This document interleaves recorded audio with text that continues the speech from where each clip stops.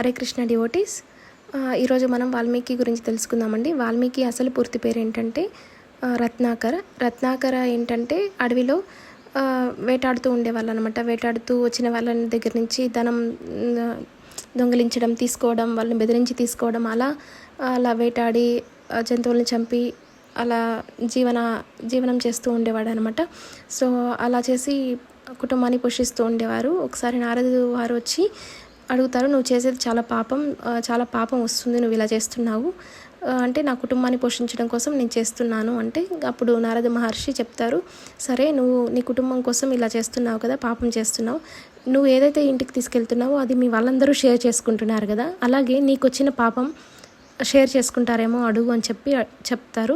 So అప్పుడు రత్నాకర ఇంటికి వెళ్ళి అడుగుతారు. వాళ్ళ భార్య, పిల్లలు, వాళ్ళ భార్యతోనూ, అమ్మతోనూ, అందరితోనూ అడుగుతారు, ఇలా నేను తెచ్చినవన్నీ మీ అందరు షేర్ చేసుకుంటున్నారు కదా, నేను ఇలా చేయడం వల్ల నాకు పాపం వస్తుందంట, ఆ పాపాన్ని మీరు షేర్ చేసుకుంటారా అని అడగగానే అందరూ కూడా నువ్వు ఏదైతే తీసుకొస్తావో దాన్ని మేము షేర్ చేసుకుంటాం, కానీ నీకు వచ్చే పాపం మాత్రం మేము షేర్ చేసుకోము అని చెప్పారనమాట. సో అప్పుడు రత్నాకర తెలుసుకుంటారు అసలు ఏం చేయాలి, అసలు ఎలా మనం భగవంతుని పొందాలి, ఏం చేస్తే మనకి భగవంతుడి కృప కలుగుతుంది అనే విషయం తెలుసుకొని అప్పుడు తపస్సు చేయడం మొదలు పెడతారనమాట.